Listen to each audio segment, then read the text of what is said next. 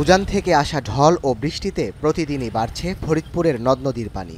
আড়িয়াল খাঁ নদের পানি প্রবাহিত হচ্ছে বিপদসীমার উপরে। এছাড়াও পদ্মা ও মধুমতির পানিও বিপদসীমা ছুঁই ছুঁই। এরই মধ্যে নদী বেষ্টিত ৪ উপজেলার চরাঞ্চলের ১৩টি ইউনিয়নে পানি ঢুকে পড়েছে। পানিবন্দী অবস্থায় দিন পার করছেন ১০,০০০ পরিবার। পানির চাপ বাড়ায় বিভিন্ন অংশে দেখা দিয়েছে নদী ভাঙন। পানি মিনিমাম ১০ দিন ধরে পানি বাড়তেছে। পানি ভাড়ায় সব পাতায় ধান পান আছে, ধান পানের শস্য ক্ষতি হইতেছে। পানি বেড়াদের সমস্যা, বাচ্চা কাছে সমস্যা, তারপরে গরু বাছুর নিয়ে সমস্যা, এই যে খাওয়ান দাওয়ান সমস্যা হয়ে যাইতেছে। কুষ্টিয়ার পদ্মায় নতুন করে পানি না বাড়লেও এখনও ২ ইউনিয়নের প্রায় ৫০,০০০ মানুষ পানিবন্দী অবস্থায় দিন পার করছেন।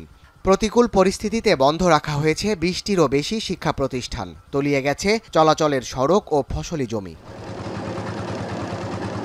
এদিকে রাজশাহী ও চাঁপাইনবাবগঞ্জে বন্যা পরিস্থিতি এখনও অপরিবর্তিত।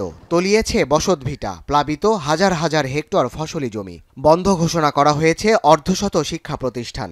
২ জেলায় পানিবন্দী অন্তত ২০,০০০ পরিবার। মেলা কিনা ঘর বাড়ি ডুবে গেছে, মেলা খানিকের পানিতে যেতে আসতে পারছি না। কিছু তো আমরা পাইছি না, কেউ তো আমাদেরকে দিছে না। কি আমরা বাঁচবো, কি খায় বাঁচবো? বাড়ি ঘরের অবস্থা খুব ভালো না, এটা শক্ত ভাঙচুর হয়ে যাচ্ছে, খাওয়া দাওয়ার কষ্ট। স্কুলে আমাদেরকে আপাতত জায়গা দিয়েছে, এখন একটু আছি। টানা বৃষ্টি আর উজানের ঢলের পানি কমতে শুরু করেছে তিস্তায়। বন্যা পরিস্থিতির উন্নতি হলেও নিম্নাঞ্চলের বেশ কিছু বাড়িঘর ও রাস্তাঘাট এখনও তলিয়ে আছে। পানি নেমে গেলেও এখনও দুর্ভোগ কমেনি দুর্গত এলাকার বাসিন্দাদের। সাদাত শাহেদ, এখন।